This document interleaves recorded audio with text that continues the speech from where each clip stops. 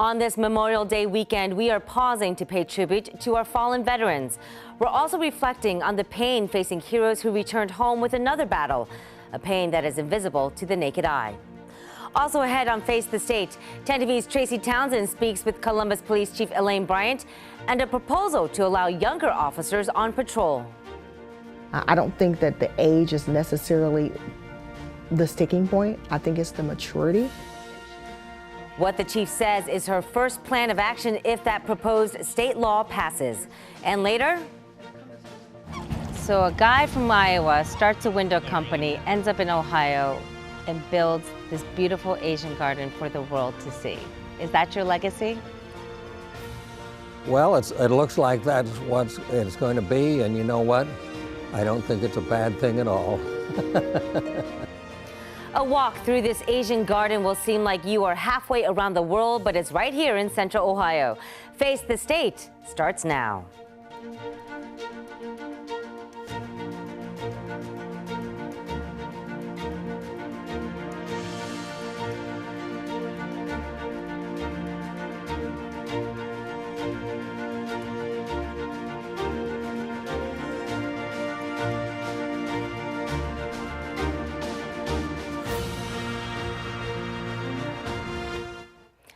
And on this eve of Memorial Day, we pause to reflect, honor, and remember our nation's heroes, our military men and women who gave their lives for freedom. We want to thank you for joining us on Face the State. I'm Angela Ann, in for Tracy Townsend today. Veterans this weekend are remembering the ones who never made it home, but there is now a new mission to support those who are still facing struggles far from the battlefield. This is a film about traumatic brain injuries among veterans who fought in Iraq and Afghanistan and the struggles they face for injuries we can't see. And unfortunately, what we're seeing all too often is veterans taking their lives because of battling this and not being able to get the help that they deserve. Chad Jenkins served 4 tours in the global war on terrorism. He says that's why he supports the film Brainstorms, created by the Resurrecting Lives Foundation. The Dublin-based group advocates better access to treatment for veterans who suffer from TBI. We're talking about 4 times more veterans have lost their lives at their own hands back on the home front than what we have lost in combat. We've lost over 30,000 veterans to suicide since 9/11/2001. Jenkins feels the best way to honor those who died in service this Memorial Day is to break the stigma around mental health, especially for veterans trying to treat their invisible injury on their own. And he says it starts with flipping the script on what it means to take that first step. Sitting on the traumas of combat that I had to go through and sit on that in therapy and going through cognitive processing therapy was the hardest thing I've ever had to do, mentally, emotionally, physically, or spiritually. So we have to talk about that. We do have to have it be a call to action to actually go do the work to better ourselves so we can better our families, better our home front, better our next generation.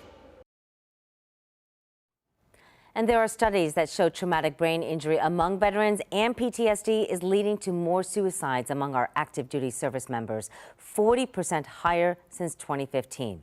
If you or someone you know is in a crisis or having thoughts of suicide, call 988. That is the Suicide and Crisis Lifeline, and it is available 24/7. As many as 20% of military veterans from the wars in Iraq and Afghanistan suffer from PTSD.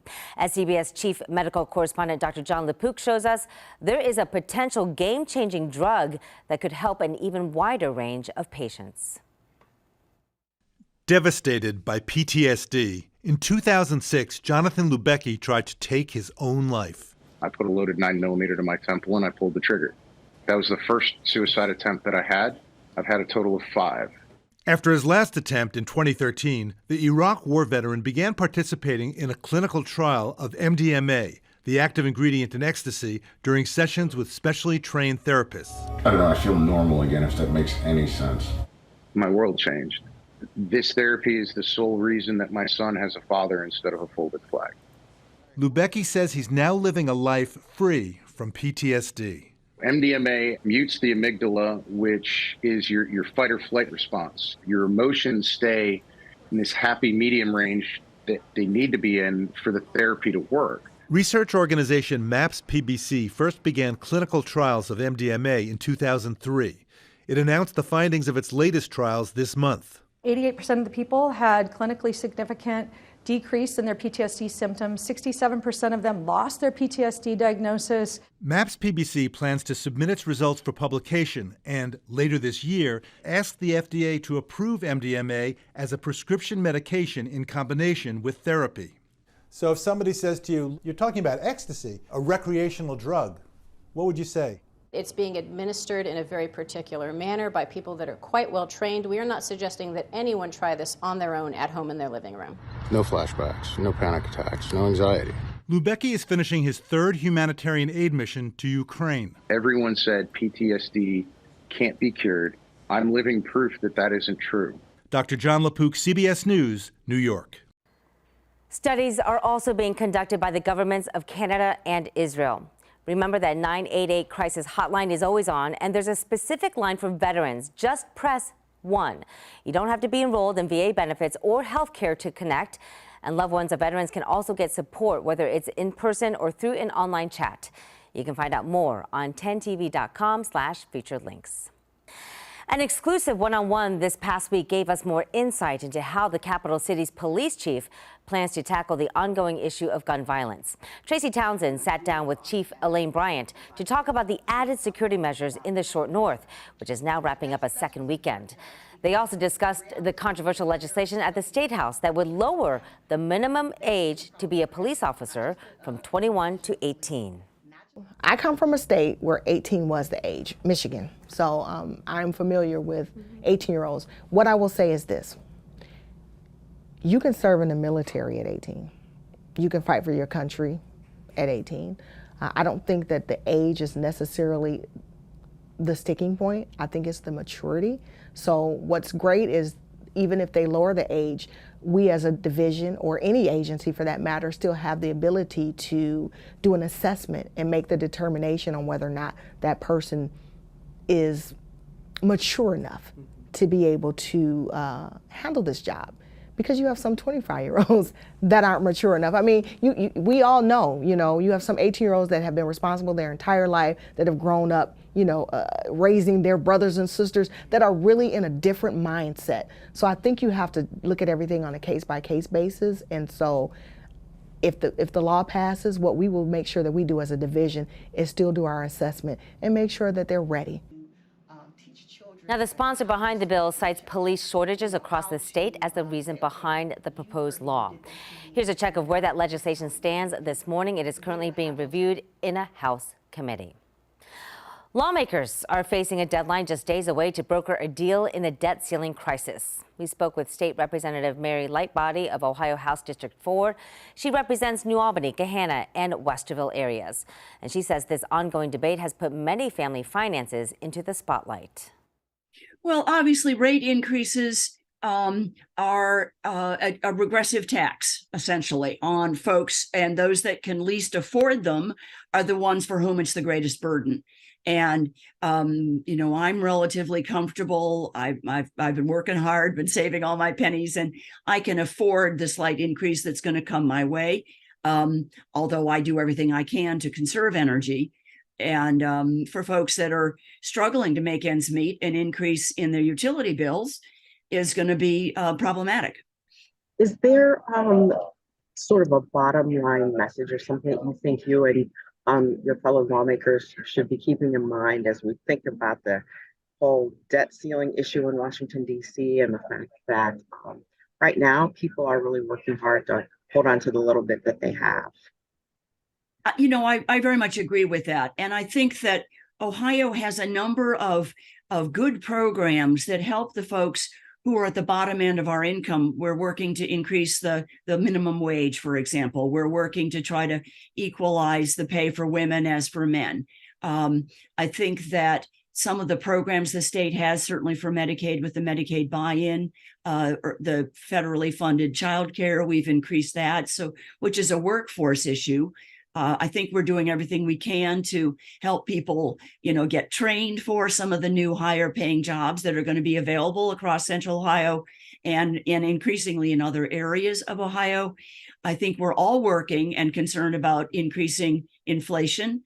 And, that's a supply and demand issue. So if we can sort of be calm about that and not, rush out and, clear the shelves of toilet paper or, water bottles or whatever, when there's sort of an issue that people like rush out. Oh, no, we can just be relaxed about it. I think that Ohioans in general are doing the best they can. Negotiators from both parties say they will keep talking through the weekend, even though lawmakers are home for the holiday. Well, Ohio's 2 U.S. senators spent time in Central Ohio to talk about some major issues. Senator J.D. Vance focused on the debt ceiling debate. There are spending cuts in that legislation that every single one of the House Republicans who voted for it, they could nitpick, they could identify things that they don't like. But the broader issue is, if you don't like the deal, then come to the negotiating table and provide some leadership. I think that's all we're really asking the president to do. Senator Vance visited the Rickenbacker Air National Guard Base on Thursday to talk about challenges workers face. And now to Senator Sherrod Brown, who made a stop in Columbus with a call to action in the fight against fentanyl. The Democrat stood next to the Franklin County Sheriff Dallas Baldwin to support the bipartisan Fend Off Fentanyl Act. That legislation would target foreign suppliers and drug traffickers. Franklin County fentanyl accounted for more than 85% of overdose deaths last year. Ohioans with me today are on the front lines of this crisis. Mental health workers see it. Officers deal with fentanyl in the field.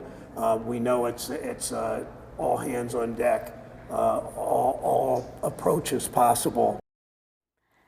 Last year, the Drug Enforcement Administration seized over 379 million deadly doses of fentanyl, which is enough to supply a lethal dose to every American. Well, after the break, our coverage of AAPI Heritage Month wraps up this coming week. And today on Face the State, take a walk through a garden that is growing a deeper understanding of culture and diversity.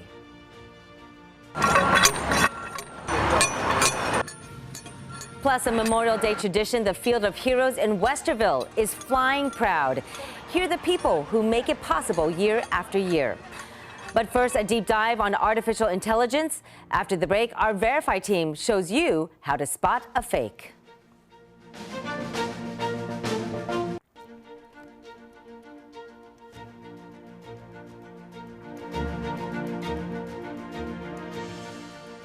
This photo is not real. You might have seen this image circulating on social media of an explosion near the Pentagon. Experts say it was likely created using AI technology, artificial intelligence. And as AI becomes more mainstream, Verify's Ariane Detil shows us how to spot the fakes. Creating AI-generated content is incredibly easy. Let me show you. If I want to create a picture of a blonde woman eating an ice cream cone in Times Square, I just type a prompt into an AI generation tool like DALL-E, and about 60 seconds later, bam! 4 relatively harmless fake images of blonde women enjoying a snack. But AI-generated content is being created just as easily to spread misinformation, like this video with manipulated audio of President Biden appearing to reinstate the draft. The recommended way forward will be to invoke the Selective Service Act. He never said that. And if he had, it would have made national news. Instead, it was generated using AI technology. Using these sources, including Sui Liu, director of the UB Media Forensic Lab at SUNY Buffalo, I'll show you tips on how to spot AI-generated photos, videos, and texts so you can avoid sharing potentially harmful misinformation. Here's what to look for in fake video content. Movement. Is the subject moving? If you look here at this woman's neck, you can tell that her head is moving, but her body is static. Check to see if their body language and facial expressions appear odd or robotic.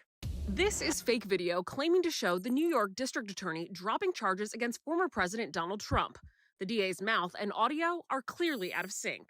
The New York District Attorney's Office, after an extensive, thorough investigation, has decided to drop all charges against Donald Trump. Other places to look for clues that the content is fake: the background. In this new prompt, we asked for a man holding a bird in front of a sign that says "No birds here." Check for numbers or letters in the background. Are they garbled?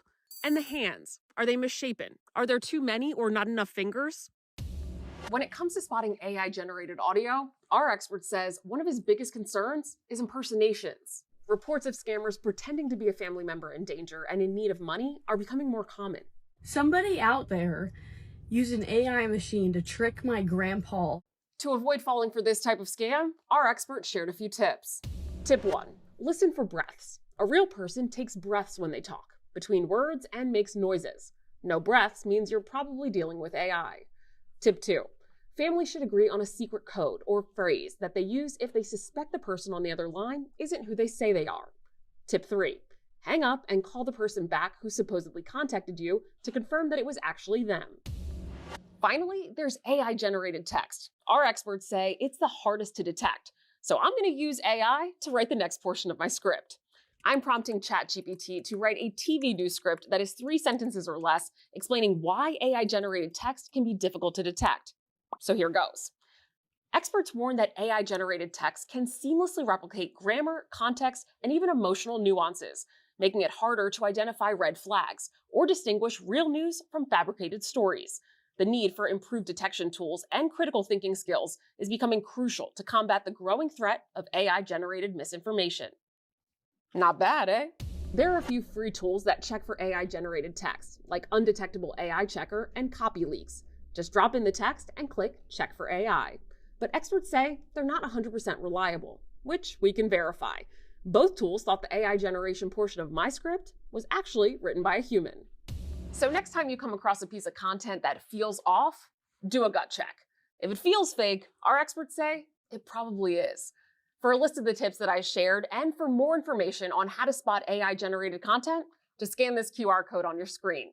With your Verify, I'm Ariante Till. Or am I? Good question. Thanks, Ariane. What can we verify for you? Reach out to us on Facebook, Twitter, or just email verify@10tv.com. Well, thousands of flags, one idea. The first year we had 1,500 flags, and I don't think we even knew quite what we had. On this Memorial Day weekend, a look back at the history of Westerville's Field of Heroes. And bridging the cultural divide at a garden in rural Ohio, we have a rare look at Snormeyer Gardens.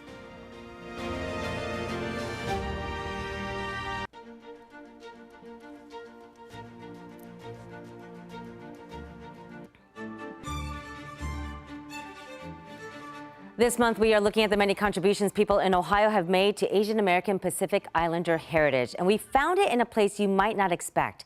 This here is drone video from Snormeyer Gardens.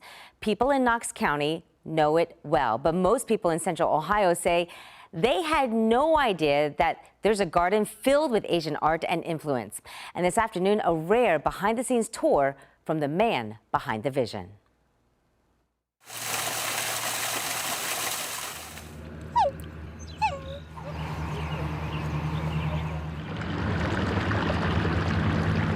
These are the sights and sounds you would expect in a place like this.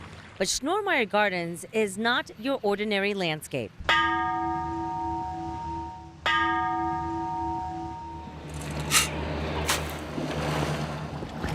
Oh my gosh. So a guy from Iowa starts a window company, ends up in Ohio, and builds this beautiful Asian garden for the world to see. Is that your legacy? Well, it looks like that's what it's going to be, and you know what? I don't think it's a bad thing at all. Bamboo! Oh, we got lots of bamboo. Ted Snormeyer gave us the garden variety tour, if you will, of how he created 9 distinct gardens over 75 acres. There's the Chinese cup garden with a pavilion and a nod to the Han Dynasty. Ted and his late wife Anne thought of every detail, including a dragon gargoyle on each roof tip to ward off evil spirits. So here you can get another view, and as opposed to the gardens, you're seeing the lake and the water and the reflection. And wow. Always a nice little breeze through here. The Japanese tea house in the Waterfalls Garden has the traditional 4.5 tatami mats and a tokobashira, a decorative tree trunk to bring natural elements inside. The cast bronze temple bell from Kyoto is just one of Ted's many pieces of Asian art. There's also this Japanese lantern on Swan Island, which you can only get to by crossing the red Chinese bridge decorated with hand-selected characters. Words like double happiness and good fortune line the path. You're preaching cultures and heritage, and with touch and feel in all the five senses. Exactly. Ted says a visit to Japan in the mid-1990s inspired the Snormeyers to bring the Asian serenity home to Ohio, but it wasn't easy. There's tens of thousands of tons that we brought in from every place and placed them, because this was all bare land, you have to understand. Every tree, rock, flower, trucked in and planted in a labor of love over nearly 30 years. And not to be missed, the Snormeyers' home, which Ted considers the focal point of the garden. He says it was inspired by Frank Lloyd Wright, the renowned architect who also designed the new Imperial Hotel in Tokyo in 1923. This is really a testament to true love, too, between you and Anne. I'm glad it showed, because no question, it was a partnership from day one. Do you have any ties to Asia in your family? Well, you know, I frequently get asked that, but we're pretty nearly 100% German, just as far back as you can find it. How do you think the gardens have taught people acceptance of other cultures? Well, I think it has opened their minds significantly, and it has just expanded it, because they have no idea of the Asian culture or the garden culture. If understanding other cultures feels anything like this, Ted hopes Snormeyer Gardens will help people take that first step in the middle of Ohio. I could stay here forever.